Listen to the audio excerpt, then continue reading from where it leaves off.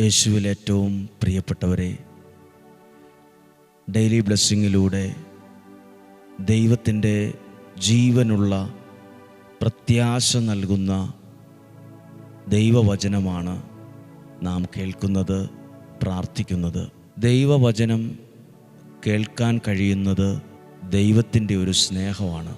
ദൈവവചനം നിങ്ങൾ അനേകരുടെ അടുത്തേക്ക് ഇത് ഷെയർ ചെയ്യുന്നുണ്ടെങ്കിൽ ഞാനും നിങ്ങളും ദൈവസ്നേഹത്തെ അനേകരിലേക്ക് എത്തിക്കുന്ന സാക്ഷികളായി മാറുവാണ്. ഒരു വാക്കുണ്ട്, പ്രയോജനപ്പെടുന്നതൊക്കെ മറച്ചു വയ്ക്കരുതെന്ന്. പ്രയോജനപ്പെടുന്നതൊക്കെ മറച്ചു വയ്ക്കരുത്, അത് അനേകർക്ക് പങ്കുവച്ചു കൊടുക്കണം. നമ്മളിപ്പോൾ കേൾക്കുന്ന ഈ വചനം പ്രയോജനപ്പെടുന്ന ഒന്നായി തോന്നിയാൽ ഇത് ഞാൻ മാത്രം കേട്ടാൽ മതി എന്ന് ചിന്തിക്കരുത്. അത് അനേകർക്ക് പ്രയോജനപ്പെടണം എന്ന അർത്ഥത്തിൽ നല്ല മനസ്സോടെ സ്നേഹത്തോടെ അതയച്ചു കൊടുക്കുമ്പോൾ ദൈവസന്നിധിയിൽ ഞാനും നിങ്ങളും വിലയുള്ള സാക്ഷികളായി മാറും. നമുക്ക് ഇന്ന് പ്രത്യേകം പ്രാർത്ഥിക്കാം. ഇന്ന് ദൈവവചനം കേൾക്കുമ്പോൾ നിങ്ങളുടെ ഏറ്റവും പ്രധാനപ്പെട്ട ആവശ്യത്തെയും ആഗ്രഹങ്ങളെയും നിയോഗങ്ങളെയും ദൈവസന്നിധിയിൽ സമർപ്പിച്ച് പ്രാർത്ഥിക്കുന്നു. നിങ്ങളുടെ ജീവിതത്തിൽ ദൈവത്തിൻ്റെ വലിയൊരു ഇടപെടൽ, വലിയൊരു സഹായം ലഭിക്കാൻ ഇന്ന് കേൾക്കുന്ന ഈ വചനത്തിലൂടെ ഇടവരട്ടെ എന്ന് പ്രാർത്ഥിക്കുന്നു. നിയമാവർത്തന പുസ്തകം 8-ാം അധ്യായം 6-ാമത്തെ വാക്യം. നിയമാവർത്തന പുസ്തകം 8-ാം അധ്യായം 6-ാമത്തെ വാക്യം. അതിനാൽ നിങ്ങളുടെ ദൈവമായ കർത്താവിൻ്റെ മാർഗത്തിലൂടെ ചരിച്ചും അവിടുത്തെ ഭയപ്പെട്ടും അവിടുത്തെ കൽപ്പനകൾ പാലിച്ചുകൊള്ളുവിൻ. അവിടുത്തെ കൽപ്പന, ദൈവത്തിൻ്റെ വചനം പാലിക്കുവിൻ, കേൾക്കുവിൻ. അങ്ങനെ കേൾക്കുന്നവരെ, പ്രാർത്ഥിക്കുന്നവരെ ദൈവം എങ്ങോട്ടാണ് നയിക്കുക? ദൈവവചനം കേൾക്കുന്ന വ്യക്തികളെ, കുടുംബങ്ങളെ ദൈവം എങ്ങോട്ടാണ് നയിക്കുന്നത്? എങ്ങോട്ട് നയിക്കും? 7-ാമത്തെ വാക്യം. എന്തെന്നാൽ അരുവികളും ഉറവകളും മലകളും താഴ്വരകളും പൊട്ടിയൊഴുകുന്ന പ്രവാഹങ്ങളുമുള്ള ഒരു നല്ല ദേശത്തേക്കാണ് നിങ്ങളുടെ ദൈവമായ കർത്താവ് നിങ്ങളെ കൊണ്ടുവരുന്നത്.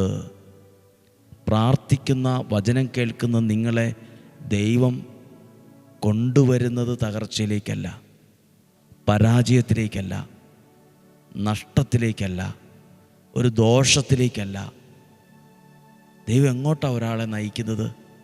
ഏറ്റവും നല്ല സ്ഥലത്തേക്കാണ് ദൈവം അവരെ കൊണ്ടുവരുന്നത്.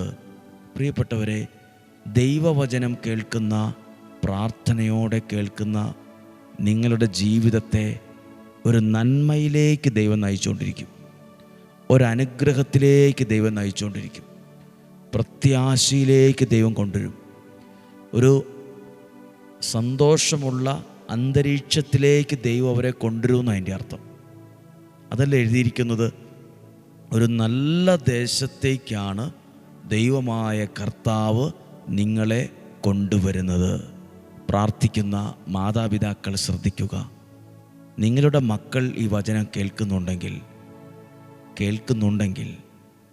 ഒരു കാര്യം എഴുതി വെച്ചോ, ദൈവം അവരെ ഏറ്റവും അനുഗ്രഹത്തിലേക്ക് കൊണ്ടുവരും.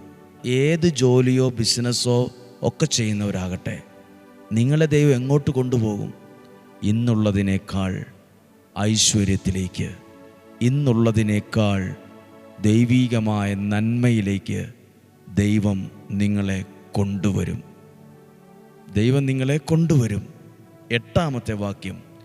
ഗോതമ്പും ബാർലിയും മുന്തിരിച്ചെടികളും അത്തിവൃക്ഷങ്ങളും മാതള നാരകങ്ങളും ഒലിവ് മരങ്ങളും തേനുമുള്ള ദേശമാണത്. കേട്ടിട്ട് തന്നെ ഒരു സ്വർഗീയ അനുഭവമാണ് തോന്നുന്നത്. ഒരു തേൻ അനുഭവമുള്ള ഒരു ദേശമാണത്. അവിടെ നിങ്ങൾ സുഭിക്ഷമായി അപ്പം ഭക്ഷിക്കും. 9-ാമത്തെ വാക്യം, അവിടെ നിങ്ങൾക്ക് ഒന്നിനും കുറവുണ്ടാവുകയില്ല. അവിടെ നിങ്ങൾക്ക് ഒന്നിനും ഒരു കുറവുണ്ടാവില്ല. ദൈവത്തിൻ്റെ വചനം കേൾക്കുന്ന ഒരാളെ ദൈവം എങ്ങോട്ടാണ് നയിച്ചത്? ഏതു സാഹചര്യത്തിലേക്കാണ് നയിച്ചത്? ഇന്നും അങ്ങനെയാണ്. ഡെയിലി ബ്ലെസ്സിങ്ങിലൂടെ വചനം കേൾക്കുന്ന നിങ്ങളുടെയും അനുഭവം അങ്ങനെ തന്നെയായി മാറും. ഇന്നുള്ള സാഹചര്യം നാളെ നേരം വെളുക്കുമ്പോൾ മാറിയില്ലേലും സാഹചര്യങ്ങളിൽ, അവസ്ഥകളിൽ മാറ്റം കൊണ്ടുവരാൻ ദൈവത്തിന് സാധിക്കും. അനുഗ്രഹത്തിലേക്ക് കൊണ്ടുവരുന്നൊരു ദൈവത്തെ കണ്ടോ? ഇന്ന് വീടില്ല, ഇന്നൊരു ജോലിയില്ല, ഇന്ന് നല്ലൊരു സാഹചര്യമല്ല, ഇന്ന് ആകെ ദുഃഖമാണ്, വീട്ടിൽ പ്രശ്നമാണ്, സ്നേഹമില്ല, മനസ്സിലാക്കുന്നില്ല, എന്നും വഴക്കാണ്, സാമ്പത്തിക പ്രതിസന്ധിയാണ്, പിള്ളേർ പഠിക്കുന്നില്ല, സാമ്പത്തിക മേഖല ആകെ തകർന്നു കിടക്കുന്നു, ആരോഗ്യം ഭയങ്കര ബുദ്ധിമുട്ടാണ്, ഒന്നിലധികം പ്രയാസങ്ങൾ, ഒന്നിലധികം പ്രതിസന്ധികൾ, വല്ലാത്തൊരു ഒറ്റപ്പെടൽ, വല്ലാത്തൊരു മനപ്രയാസം. ഇതെല്ലാം ഉള്ളപ്പോഴായിരിക്കും ദൈവവചനം ഇങ്ങനെ ശ്രദ്ധയോടെ കേൾക്കുന്നത്. ഈ വചനം നിങ്ങളെ കൊണ്ടുവരുന്നത് ഇതിനേക്കാൾ മോശമായൊരവസ്ഥയിലേക്കല്ല, ഇതിനെ 4 ഇരട്ടി ഐശ്വര്യത്തിലേക്ക് ദൈവം എത്തിക്കുമെന്ന് നിയമാവർത്തന പുസ്തകം 8-ാം അധ്യായത്തിലെ ഈ വാക്യങ്ങൾ നമുക്ക് വെളിപ്പെടുത്തി തരുന്നു. പ്രാർത്ഥിക്കാൻ പോവാണ്. വളരെ വിശ്വാസത്തോടെ നിങ്ങൾക്ക് വേണ്ടി പ്രാർത്ഥിക്കട്ടെ. ഡെയിലി ബ്ലെസ്സിങ്ങിൽ വചനം കേൾക്കുന്ന എല്ലാവരെയും ഓർത്ത് പ്രാർത്ഥിക്കുമ്പോൾ ദൈവത്തിൻ്റെ ഉള്ളം കരങ്ങളിൽ ഏൽപ്പിച്ചു കൊടുത്ത് ഇപ്പോൾ പ്രാർത്ഥിക്കുന്നു. ഏത് വിഷയത്തിനാണ് നിങ്ങൾ പ്രാർത്ഥിക്കുന്നത്? ഏത് വിഷയത്തിനാണ് നിങ്ങൾ പ്രാർത്ഥിക്കുന്നത്? ഒരുപാട് പ്രിയപ്പെട്ടവർ, ജോലി ചെയ്യുന്നവർ, സാമ്പത്തിക പ്രതിസന്ധികൾ അനുഭവിക്കുന്നവർ, വീടും സ്ഥലവും വിൽക്കാൻ നോക്കുന്നവർ, നല്ലൊരു വീടും കുറച്ച് സ്ഥലവും മേടിക്കാൻ നോക്കുന്നവർ, പലതരം കേസുകൾ തീർപ്പാകാതെ അതിൽ കുടുങ്ങിക്കിടക്കുന്നവർ എല്ലാവരെയും ഓർക്കുന്നു. പ്രത്യേകിച്ച് കഴിഞ്ഞ ഈ മാസം 15 ദിവസം പ്രാർത്ഥിച്ച കുഞ്ഞുങ്ങളുടെ പേരുകൾ ഇതേ അൾത്താരയിൽ ഇപ്പോഴും ഉണ്ട്.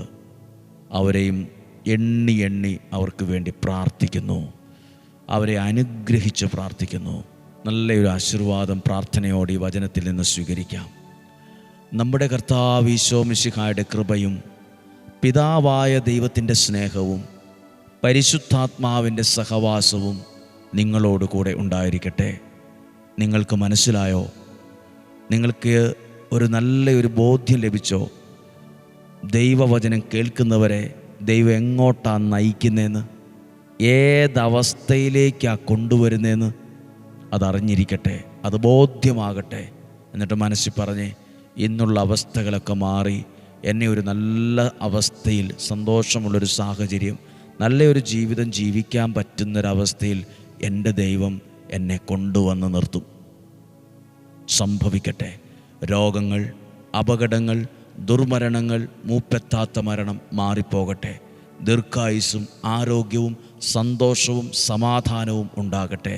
എല്ലാവിധ ചതികളിൽ നിന്നും, വഞ്ചനയിൽ നിന്നും, മന്ത്രവാദത്തിൻ്റെ, കൂടോത്രത്തിൻ്റെ, ക്ഷുദ്രപ്രയോഗത്തിൻ്റെ, തിന്മയുടെ സ്വാധീനങ്ങളിൽ നിന്നെല്ലാം എന്നെയും എൻ്റെ കുടുംബത്തെയും ഞങ്ങൾക്കുള്ളതിനെയും സംരക്ഷിക്കണമേ. ഞങ്ങളുടെ വീട് അനുഗ്രഹിക്കണമേ. ഞങ്ങളുടെ വീടിൻ്റെ ഓരോ മുറികളും ദൈവ സാന്നിധ്യമുള്ളതാകട്ടെ. ഞങ്ങളുടെ വീടിൻ്റെ പ്രദേശങ്ങളും ചുറ്റും കയറി വരുന്ന വഴിയും ഓടിക്കുന്ന വാഹനങ്ങളും എടുക്കുന്ന തീരുമാനങ്ങളും നിലപാടുകളും ബന്ധങ്ങളും എല്ലാം അനുഗ്രഹമുള്ളതാകട്ടെ, അനുഗ്രഹമുള്ളതായി മാറട്ടെ. ദീർഘായുസ്സും ആരോഗ്യവും ദൈവം തരട്ടെ. ഇന്നും ജീവിക്കുന്ന യേശുവിൻ നാമത്തിൽ പ്രാർത്ഥനയോടെ അനുഗ്രഹിച്ച് പ്രാർത്ഥിക്കുന്ന ഇപ്പോഴും എപ്പോഴും എന്നേക്കും ആമേൻ. ദൈവം അനുഗ്രഹിക്കട്ടെ. നല്ലൊരു ദിവസം പ്രാർത്ഥനയോടെ ആശംസിക്കുന്നു. സാധ്യമെല്ലാവർക്കും അയച്ചു കൊടുക്കണം. ഇന്ന് വൈകുന്നേരം ഇന്ത്യൻ സമയം 7 മണിക്ക് വിശുദ്ധ യൂദാസ്ലീഹായുടെ മാധ്യസ്ഥതയിൽ നൊവേന ചൊല്ലി നിയോഗം സമർപ്പിച്ച് പ്രാർത്ഥിക്കുന്ന ശുശ്രൂഷയുണ്ട്. സാധ്യമെല്ലാവരും ഒരുമിച്ച് കാണുക, പ്രാർത്ഥിക്കുക. നാളെയും ഒരുമിച്ച് കാണുന്നത് വരെ സ്വർഗത്തിലെ ദൈവം എന്നെയും നിങ്ങളെയും സൂക്ഷിക്കട്ടെ. ആമേൻ.